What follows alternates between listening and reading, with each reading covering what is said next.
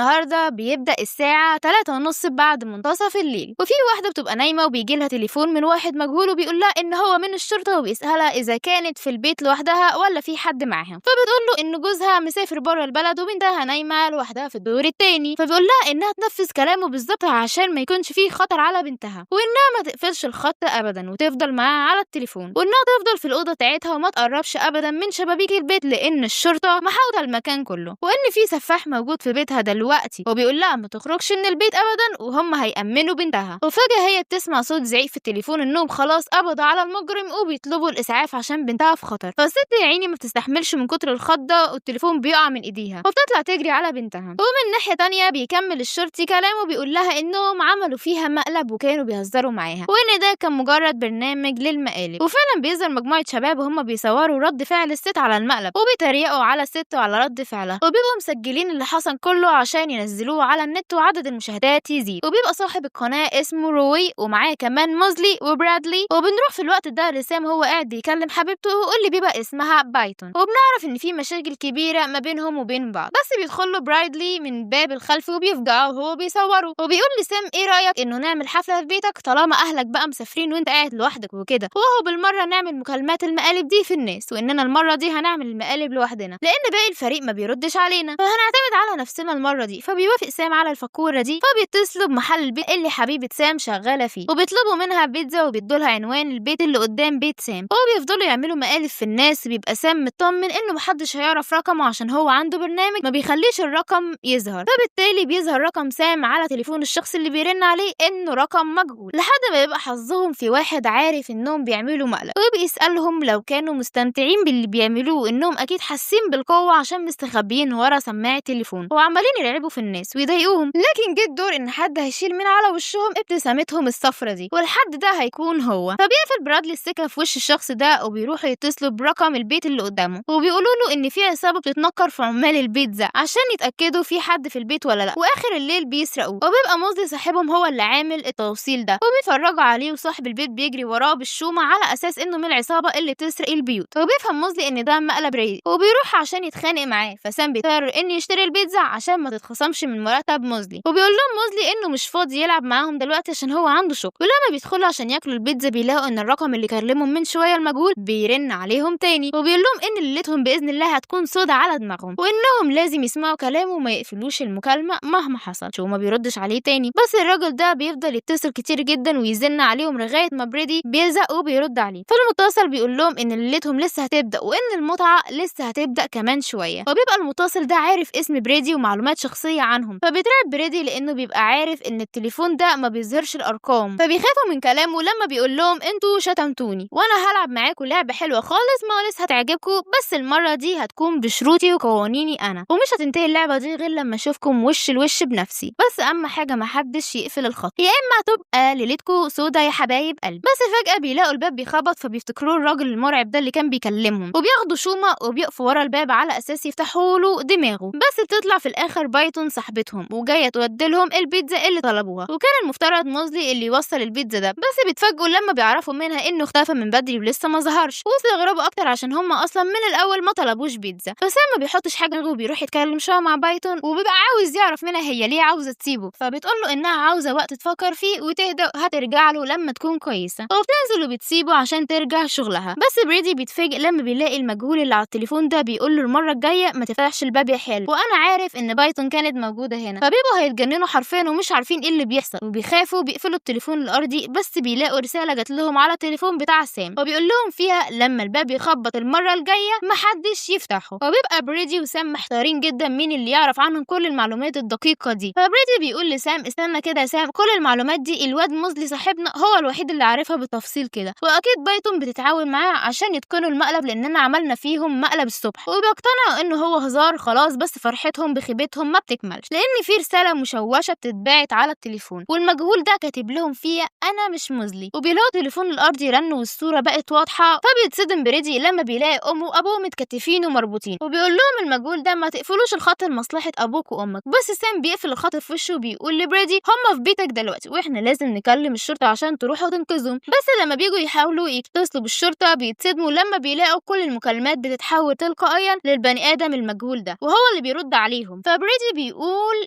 انه هيطلع علشان يشوف حد من الجيران يساعده، فبيبعت له المجهول ده رساله وبيشوفه هو حاطط سكينه على رقبه امه، وبيقول له كمان لو خرجتم من البيت هخلص عليكم كلكم. فبياخدوا بالهم ان شاشه اللابتوب شغاله، فبيعرفوا ان المجهول دوت او السفاح ده بيراقبهم منها، وبيلاقوا فجاه ان في بس اتحول لفيديو مسجل ظهر على التلفزيون للسفاح ده وهو معلق صاحبهم نوى وربطه وحاطط على وشه كيس بلاستيك، وبيروح له المقنع ده وبيخنقه وبيقتله قدام عينيهم، وبيقول لهم في التسجيل المره اللي جايه التسجيل هيبقى بس مباشر يا حبايبي، واوعوا حد يقفل الخط. بس فجاه بيلاقوا النور قطع وصوره صاحبهم موزلي ظهرت على التلفزيون وهو بيطلب منهم المساعده، بس بيلاقوا ان في نور شغال فوق، فبيروح سام يشوف فيه ايه لوحده وبيسيب بريدي قاعد هيموت من القلق والخوف على اهله. المهم يا شباب لما سام بيطلع فوق بيلاقي كورس غريب بتاع اغاني شغال، فبيستغرب سام لان ده نفس الصوت اللي كان بيسمعه، فبيفتكر جمله السفاح انهم ما يفتحوش الباب، فبيروح على الباب الخلفي بسرعه وبيقعد يستنجد ببريدي. فلما راح سام هناك بيلاقي موزلي مرمي هناك وعلى راسه كيس بلاستيك، فبيخلع الكيس من راسه وكان بيحاول انه ينقذه بس بيتصدم لما بيلاقي السفاح ده ذبحه، وبكده يبقى نوى وموزلي الله يرحمهم، وبرادلي بيبقى قاعد دماغه وجعاه وبيفكر في كلام السفاح ده وبيروح يغطي جثه موزلي، وبيقول سام لبريدي لو السفاح رن تاني ما تردش، وبيساله فيه ايه ماله ليه ما بتردش عليا وليه لما انا ناديت عليك ما جيتش. فبيقول لبريدي ان السفاح عرض عليه عرض حياه مقابل حياه، يا اما ابويا وامي يموتوا واحنا نتحرر يا اما انا وانت نموت وهم يتحرروا. فبريدي بيقول له انا اخترتك ويلا بينا من هنا يا صاحبي. بس قبل ما يتحركوا بيلاقوا فيديو على الشاشه لبايتون والسفاح بيراقبها وخطفها وهي معاه دلوقتي، وهما ما بيعرفوش يعملوا ايه او يتصرفوا ازاي. فبريدي بيقول لسام لو مش هتخرج معايا انا هخرج لوحدي، فبيحاول سام يوقفه وبيقول له ان السفاح ممكن يبقى بره اصلا مستنينا وده فخ. بس بريدي بيتخانق مع سام وما بيرضاش يقعد مكانه، وبيتخانقوا هما الاثنين وبريدي بيقع وبيتخبط وبيغمى عليه، وبيلاقي سام السفاح معاه بايتون وكان معذبها حبتين ثلاثه كده قرصه ودن، وبيعرض عليه نفس العرض اللي عرضه على بريدي، وبيقول لسام اقتل بريدي وخلص عليه وانا هحرر بايتون حبيبتك. وبيروح بعد كده لبريدي لما فاق وبيبقى رابطه في السلم عشان ما يخرجش من البيت، وبيقول له ان السفاح عرض عليه نفس العرض بتاعك ولازم نعرف هنتصرف ازاي دلوقتي عشان نطلع من هنا على قيد الحياه. المهم بعدها النور بيقطع فجاه وبيلاقي سام صوره بنت صغيره على الشاشه، فبيفتكر سام انها صوره البنت اللي بعتت لسام طلب صداقه وهو اتجاهلها، وكانت منزله كل صورهم عندها ما عدا فيديو واحد بس سمته بريدي. فبيقول بريدي لسام انه ما يفتحش الفيديو ده عشان فيه حاجات خطيره خالص، والحاجات الخطيره دي ان بايتون بتبقى بتخون سام مع بريدي، ولما عرفت ان بريدي بيصورها انفصلت عنه نهائي، عشان كده كانت عاوزه تنفصل عن سام كمان عشان حست انها خانت الولا بقى وضميرها وجعها انها خانته مع صاحبه وكده. فالنور بيرجع من تاني وبيلاقي سام ان السفاح رجع يكلمه تاني وبيقول له ها يا ابني دلوقتي انت لسه مصر تنقذ صاحبك الخاين ولا تضحي بيه عشان صاحبتك الخاينه؟ فبيقول له سام طب لو قتلت بريدي هل هتحرر بايتون واهل بريدي؟ فبيقول له السفاح ايوه بس لو عاوز تخرج من هنا اخرج يا ابني بس كلهم هيموتوا وذنبهم في رقبتك بقى. المهم سام ابننا كان محتار يعمل ايه، بس لما ركز في الفيديو كويس بيلاقي ان في البث بتاع السفاح الساعه 8:30 وان الساعه عنده 10:30، يعني في فرق ساعتين، وده معناه ان البث ده مش مباشر ولا حاجه، وان السفاح ممكن يبقى خلص على اهل بريدي اصلا من بدري بس بيتلعب بيهم عشان يفقدوا الثقه في بعض. فبيقول للسفاح انه مش هيقتل بريدي غير لما يشوف عيله بريدي بنفسه وبايتون في بث مباشر عشان يتاكد انهم على قيد الحياه. وفي الوقت ده بياخد سام سكينه وبيحرر بريدي، وفجاه بيلاقوا السفاح ظهر على حقيقته وبيبقى قتل فعلا عيله بريدي في الحقيقه، ودي الحاجه اللي كانت مخوفه سام. وبيقول السفاح لسام فاكرين لما قلت لكم ان اللعبه مش هتنتهي غير لما اشوفكم بنفسي؟ جهزوا نفسكم بقى يا حبايب قلبي عشان الجوله الاخيره هتبدا. وفجاه النور بيقطع من تاني وبيسمع سام صوت بريدي وهو بيفتح له الباب وبيقول له اخرج انت من هنا وبلغ الشرطه وانا هتعامل مع السفاح لغايه ما تيجي. وبيقول له انا خلاص عيلتي كلها ماتت وانا خنتك يا صاحبي ودي الحاجه الوحيده اللي لازم اعملها صح في حياتي. فبيقول له سام احنا هنخرج سوا ومفيش حاجه هتفرقنا، واكيد السفاح قتل بايتون وخلص عليها فهنخرج من هنا سوا. وبيقول له انه احنا الاتنين خسرنا برضو بس مش مهم هنفضل صحاب ومع بعض. فلما بيروح سام للباب بيزق بريدي بره وبيقفل على نفسه عشان يواجه السفاح ده لوحده. فبيشوف سام عربيه السفاح اللي لونها ابيض، ولما بيروح هناك ما بيلاقيش اي حد موجود فيها، وبيلاقي اجهزه التجسس وكاميرات المراقبه اللي السفاح كان بيراقبهم بيها، وبيحس فجاه ان في جنبه حركه. فلما بص كويس بيلاقي بايتون حبيبته مربوطه ولسه حيه، فبيحررها. ولما بريدي بيخرج من الباب الخلفي بيلاقي جثه موزلي بره، فبيتفاجئ وبيفضل يقول طب ازاي جثته طلعت بره لوحدها؟ فبيظهر السفاح وراه وبيهجم عليه، فبيسمع سام صوت زعيقه وبيقول لبايتون انها لازم تروح تبلغ الشرطه حالا وهو هيروح يشوف صاحبه. وبيدخل سام البيت وبينور الكشاف وبيدور على بريدي، بس بيسمع صوت بايتون وبيظهر السفاح بس ما بيكلمش ولا كلمه. المكالمة، وبيتخانق سام والسفاح سوا وبينجح سام يطعنه بالسكينة، ولما بيجي يشوف وشه بيشوف الوشم بتاع برادلي، ولما شال القناع كله بيلاقي ان السفاح كاتم بق برادلي عشان سام ما يعرفش يميز صوته ويفكروا انه السفاح فيخلص عليه. وفعلا خطة السفاح بتنجح لان